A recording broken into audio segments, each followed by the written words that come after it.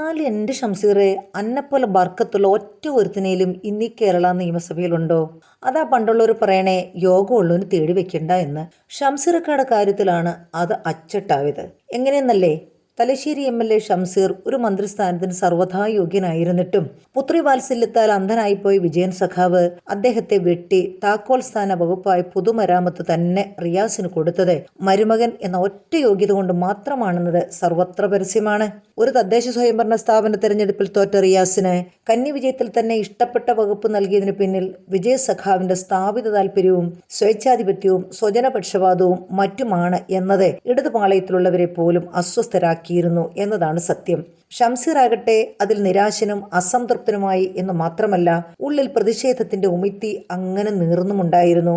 എങ്കിലും ഇടതുപാളയമല്ലേ, കേഡർ പാർട്ടിയല്ലേ, തിരുവായ്ക്ക് എതിർവാ പാടില്ലല്ലോ.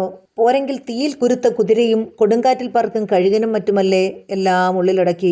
അപ്പോഴാണ് MB രാജേഷിന്റെ മന്ത്രിസ്ഥാന ലബ്ധിയോടെ നിയമസഭാ സ്പീക്കറുടെ ഒരു വേക്കൻസി ഉണ്ടാവുന്നത്. അങ്ങനെ ഒരു പകരക്കാരനായി സ്പീക്കർ കസേരയിൽ അവരോധിതനായ ഷംസീറിന്റെ അതിശയിപ്പിക്കും വിധമുള്ള ഒരു പകർന്നാട്ടമാണ് പിന്നീട് നാം കാണുന്നത്.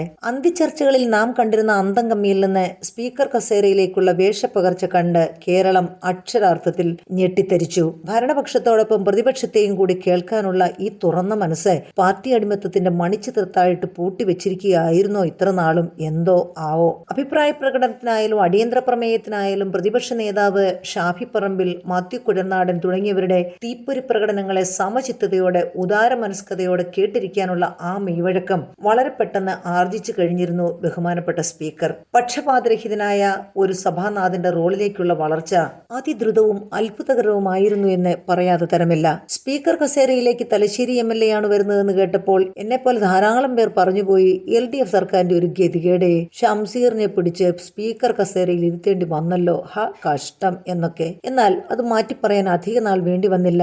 എടാ, ഓൻ കൊള്ളാലോ, അങ്ങനെ പറഞ്ഞു തുടങ്ങി. ഷംസീറിനെ പോലെ പടച്ചോന്റെ കൃപ ലഭിച്ചവർ ഈ മന്ത്രിസഭയിൽ വേറൊരുത്തരുമില്ല എന്ന് പറയാൻ കാരണങ്ങൾ പലതുണ്ട്. നമ്പർ 1, ഉപ്പാന്റെ പ്രായമുള്ള മുഖ്യൻ പോലും ആസനത്തിൽ നിന്ന് എഴുന്നേൽക്കുന്നത് ചെയറിനെ നോക്കി സർ എന്ന് വിളിയോടുകൂടിയാണ്. 100-ൽ പരം സഭാംഗങ്ങളുള്ള നിയമസഭയിലുള്ളവർ മുഴുവൻ ചെയറിനെ നോക്കി എഴുന്നേറ്റ് നിന്ന് സാർ സാർ എന്ന് പൊട്ടിന് പീര പോലെ ഇടയ്ക്കിടെ വിളിക്കുമ്പോൾ ഉമ്മടെ ഇക്ക അങ്ങനെ ശാന്തഗംഭീരനായി ഒരേ ഒരു ഇരിപ്പാണ്. അതിലൊരു സുഖമില്ലേ മാളോരേ. ഭരണ പ്രതിപക്ഷാംഗങ്ങൾ കൊമ്പ് കോർക്കുമ്പോഴൊക്കെ പ്ലീസ് പ്ലീസ് അവിടെ ഇരിക്കണം, അദ്ദേഹം പറയട്ടെ, കൺക്ലൂഡ് ചെയ്യൂ, കം ടു ദ പോയിന്റ് എന്നിങ്ങനെ അളന്നു തൂക്കി ചില വാക്കുകൾ. മിതഭാഷിയും നീതിമാനും നിഷ്പക്ഷനുമായി മാന്യമായി പെരുമാറ്റ ശൈലി, അത്ഭുതാദരവുകൾ തോന്നിപ്പോകും. കൊണ്ടോട്ടി MLA PK ബഷീറിന്റെ കൊണ്ടോട്ടി സ്ലാങ്ങിലുള്ള നർമ്മത്തിൽ ചാലിച്ച രാഷ്ട്രീയ വിമർശന ശരങ്ങളെ ഭരണപക്ഷം ആക്രോശത്തോടെ നേരിടുമ്പോൾ രക്തസമ്മർദ്ദം അല്പം പോലും ഉയരാതെ അതിലെ നർമ്മ മധുരം ചെറുപുഞ്ചിരിയോടെ നുണഞ്ഞിരിക്കുന്ന ഷംസീറിന്റെ ചിത്രം ആഹാ എത്ര സുന്ദരം. അടുത്ത കാലത്ത് അദ്ദേഹം അകപ്പെട്ട ഒരേ ഒരു വിവാദം ഗണപതിയും മിത്തുമായി ബന്ധപ്പെട്ടതായിരുന്നു. ഹൈന്ദവരും പ്രതിപക്ഷവും അദ്ദേഹത്തിനെതിരെ അത് ആയുധമാക്കിയെങ്കിലും ഷംസീർക്ക പറയുന്നതിലും കാര്യമില്ലേ എന്ന് ഉള്ളിന്റെ ഉള്ളിൽ സമ്മതിക്കുന്നവരാണ് അവരിലും നമ്മിലും ഏറെ പേരും എന്നതും ഒരു രഹസ്യമായ സത്യമാണ്. അതിനുശേഷം അദ്ദേഹം വളരെ ശ്രദ്ധിച്ച് നോക്കിയും കണ്ടും മാത്രമേ പ്രതികരിക്കാറുമുള്ളൂ. ഇതൊന്നുമല്ല പടച്ചോന്റെ കൃപ വേണ്ടുവോളം കിട്ടിയിരിക്കുന്ന ആളാണ് നമ്മുടെ ഷംസീർ എന്ന് ഞാൻ പറഞ്ഞു വരുന്നതിന്റെ പ്രധാന കാരണം. മരുമോന്റെ പൊതുമരാമത്ത് വകുപ്പ് ഉൾപ്പെടെയുള്ള ഏതെങ്കിലും ഒരു വകുപ്പ് കൈയാളുന്ന മന്ത്രിപുങ്കവനായിരുന്നു അദ്ദേഹം എന്ന് കരുതുക.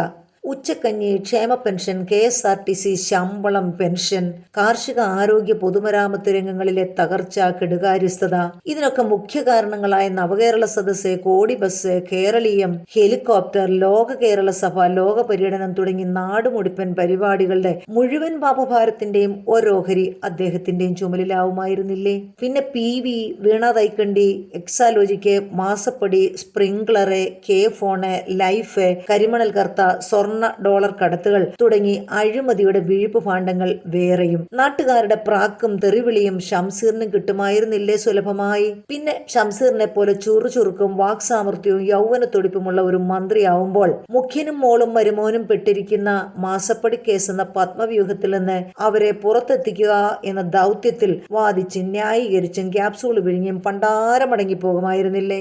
ഷംസീറെ, ഇജ്ജ് തന്നെ ഒന്ന് ഓർത്തു നോക്കിക്കേ. ഇതിപ്പോ ചെയറിലായതുകൊണ്ട് എന്താ, ശമ്പളത്തിന് ശമ്പളം, ആനുകൂല്യങ്ങൾക്ക് ആനുകൂല്യം, പദവിക്ക് പദവി. അല്ലാതെ റിയാസിനോ വീണയ്ക്കോ ശശീന്ദ്രനോ ആന്റണി രാജുവിനോ എന്തിനു സാക്ഷാൽ വാളകത്തുള്ള മാടമ്പി മന്ത്രിക്കോ ഉള്ള എന്തേലും കിടങ്ങാറ് അനക്കൊണ്ടോ? ചുമട് കുറെ ചുമ്മാടെ, അത്ര തന്നെ. പക്കെങ്കിലും ഷംസീറെ, ചെയറിലിരുന്നുകൊണ്ടുള്ള അന്റെ ഊറിച്ചിരിയുടെ ഗുട്ടൻസ് ഞമ്മക്ക് പിടികിട്ടുന്നുണ്ട്. അതിലൊരു പ്രതികാരത്തിന്റെ മധുരം ഊറുന്നതും കാണുന്നുണ്ട്.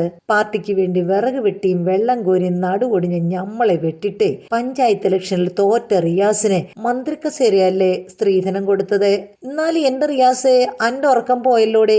ഉപ്പായും മോളും പുതിയാപ്പിളയും കൂടി, അല്ല കമലമാമിയും കൂടി ഈ കേരളം കുളം തോണ്ടാനുള്ള കളിയല്ലേടെ കളിച്ചത്. ജോസഫൈൻ പറഞ്ഞതുപോലെ എന്നാ പിന്നെ അനുഭവിച്ചു. എനക്കിത് ഈ പങ്കുമില്ല ഓഹരിയുമില്ല. ഞമ്മൾ ഈ നാട്ടുകാരനുമല്ലേ. ഇങ്ങളായി ഇങ്ങടെ പാടായി. ഇനി ഇങ്ങൾ പറ, ഷംസീറിനെ പോലെ ബർക്കത്തുള്ള ഒരൊറ്റ ഒരുത്തിനേലും ഈ മന്ത്രിസഭയിലുണ്ടോ എന്ന്?